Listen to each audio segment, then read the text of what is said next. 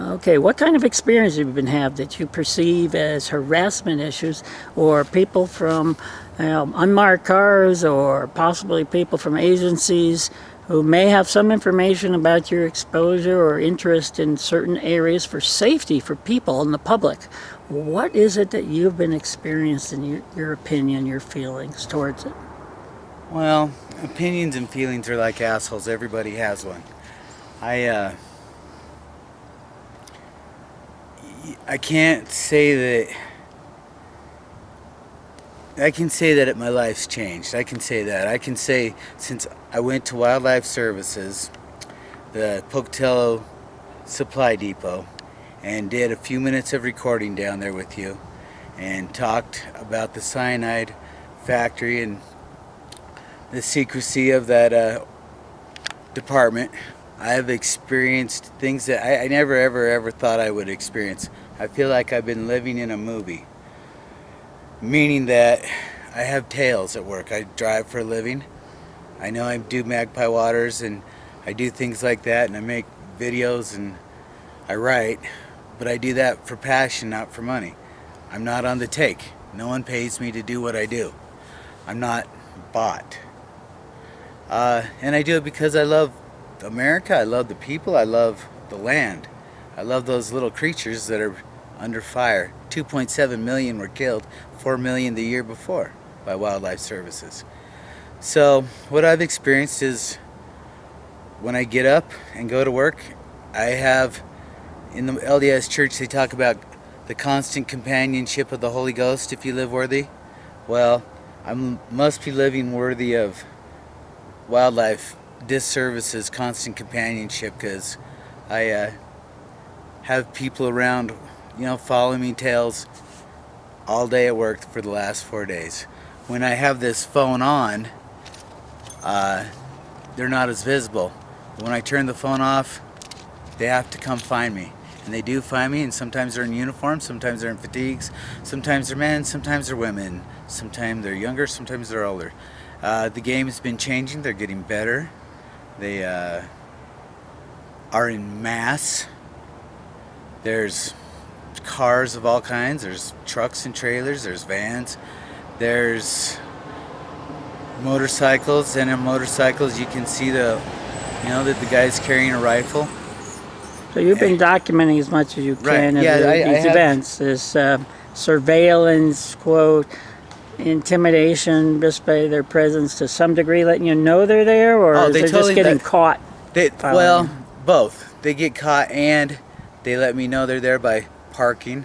What was it, 2 days ago, a Bonneville County Sheriff. Before him, looked like I don't know what kind of agent it is. But it's somebody in a car, a female, about 30 with longer hair. Really pretty. It's the kind of girl you'd try to get at the bar or something. But she passed and she stared at me. We're out of sight from the road, and I guess we disappear. And then if we disappear from sight, they seem to need constant visual contact for some reason. No, I don't know, maybe a minute later, a Bonneville County Sheriff passed by, and he turned and stared at me. And then when we came out, he was parked. There was another unmarked car parked above. Then a car pulled in behind me, and as I proceeded forward, another car was coming down the road with the car behind it, and the car in front flashed the car behind me. And it's what they do. They flash their lights to each other, and they do hand signals. And So yeah, it's a fine line when you say between coincidence and people in actual harassment of people, and to basically over time reveals the difference between those two, and exposing it whenever you can and capturing as much as you can is where it shows the difference between coincidence, just hapstance, versus real harassment of people who are just outspoken people or reporters. It's like, we have protection about reporters and our freedom of speech in the press, and it sounds like you might be engaged in some harassment because of the fact you're a reporter. well, you'd think you'd have protection and freedom of speech, and the America that I've been witnessing, It's an America gone so wrong. I've talked about a peace state versus a police state, and I've seen it. You can feel it, but until you are oppressed, and those water protectors in Standing Rock, I praise you. Everyone that goes out there and stands up, God bless you for your efforts. The last 4 days have taught me, you got to be strong. You have to be strong. You cannot bend to their will. And gosh, you want to, because you just want the madness to stop. My son's a type 1 diabetic.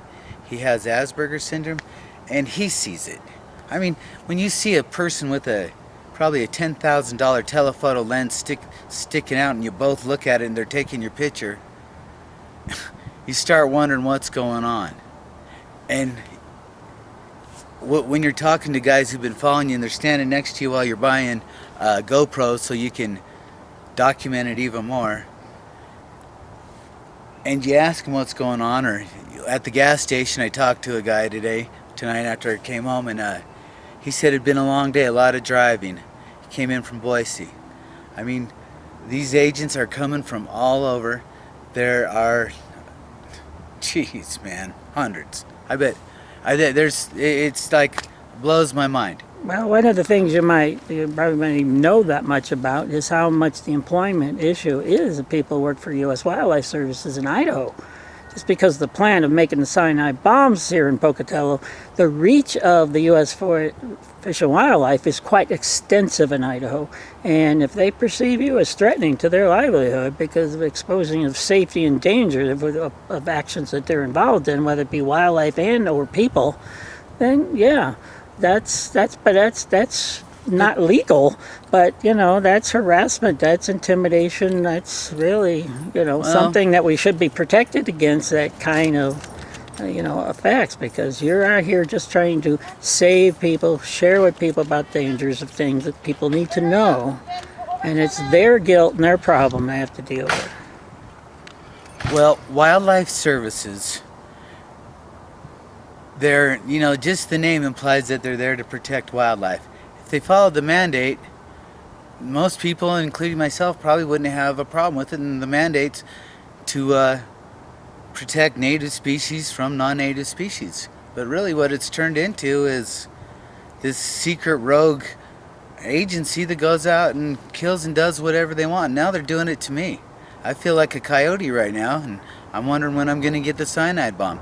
And I haven't said anything violent. I haven't asked for protesters, although I'll ask for protesters. Let's get together in March.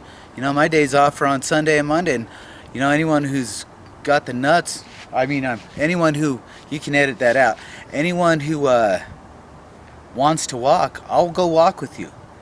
But I'll promise you this, your life will be changed afterwards, because like what Idaho just talked about, it is their job, and I understand that. But their job's been to, obey the laws. And all anyone's ever asked Wildlife Services to do is to be transparent. When you put your traps out and your cyanide bombs, let the public know. And keep your word. When you tell the BLM you're not going to put cyanide on, BLM land, you're not going to put those bombs out there, then don't do it. Because, a dog got killed. Dogs are like family to me. And a 14-year-old boy will have the effects of that cyanide poisoning forever. And the reality is, I didn't do this. They did this. They do this by trying to, they kill predators. And when you kill predators, predators, they work for the taxpayers for free. Livestock producers, they don't think that they work for them for free, but they do. My uncle was a livestock producer. He was a rancher. He would not let me shoot coyotes. He wouldn't let me shoot any of those predators because they kept the little animals under control. And so in America, we have a choice of predators versus poisons. And, those chemical companies and those people that Wildlife Services get their product from, they profit. And so you have corporation and government in bed, and it's kind of like a Standing Rock deal all over again. And then you have the law enforcement acting like they're enforcers. And the sad thing is, you'd think your local law enforcement would protect you. Even Sheriff Nielsen said that He didn't think there should be any cyanide bombs in Bannock County. Yet Sheriff Nielsen's people are very aggressive when they come to harass me. On my way to work, was it Tuesday morning, one of Sheriff Nielsen's boys came up. I came up on a Center Street, and there was a car about, gosh, it was way back. And so I thought, oh, the tail was just for Tuesday. I'm cool. I'm good. All right. And so I was just driving normal, and then I noticed that those two lights behind me were closing fast, so I thought I was getting a cruiser and I was going to get pulled over or something. But it wasn't a cruiser, it was a little silver car, and on that back bumper it's dented in. And so this little silver sedan with a dented in bumper on the left side, left corner, it's very visible. And the person, you know, gosh, he's just driving crazy. And so anyway, he ended up following me almost to about 2-3 miles, and then he pulled up next to me and he looked at me for a second, and he had a hoodie on. He looked like a Hispanic or an Islander. I couldn't tell because he only looked at me for a second, but he's dark complected, and he took off, and he took off so fast that I didn't think I'd be able to see him get into the Bannock County Sheriff's Office, but he did. I could see him turn in without any doubt into the Bannock County Sheriff's Office on that north entrance. And so here's Sheriff Nielsen, who's a diabetic. My son's a diabetic. And, you know, this is ridiculous, Sheriff Nielsen. I'm one of your citizens. You can talk to me. You found my wife and my children. You found them when they were lost with your SWAT team. I sat in that command center with you. I told you my secrets because I wanted my family found, and you did find them, and I appreciate it. But now, what you're doing for an agency that has cyanide down there, enough cyanide to probably kill everyone in town and probably the whole state, and they won't let anyone see, so you don't know, so you just have to speculate. You'd rather protect them than a citizen, and that is pathetic. That's sad. You should arrest them, but instead you're harassing me. Basically what we're capturing here is a citizen concern. You are not alone. There are other people around the country and everybody who's advocates and issues about the U.S. Fish and Wildlife Services, as you call them. And sure enough, they've been engaged. It's too long. It's become like a mini corporation of their own, rogue. And there's a lot of concern going on in the United States, not just Pocatello, about the issues of what these people are doing here, and they're lawless. They're a lawless group for the most part. I mean, they might have started off well, but they have just lost their way. And you know, it started off well. You know, let's get to that. They're animal assassins, and started off well. I'm not going to agree with that. I'm a Native American. My mom, I'm an enrolled member of the Cherokee Nation of Oklahoma. My dad's whiter than white. My mom's dark, and this is what you get. But I'll tell you what, when people moved into this country, if they didn't like what was here, they killed them. Call it murder management, genocide. And that's what they did then, and they're still doing it, and it doesn't work. Murder management doesn't work. Genocide doesn't work. You know, those animals are native species. They've been here forever. The system was in balance. We've taken it out of balance, and we need to get it in balance. I mean, that global warming wasn't done by the animals. thank you for sharing with us, Pocatello Valley Voice.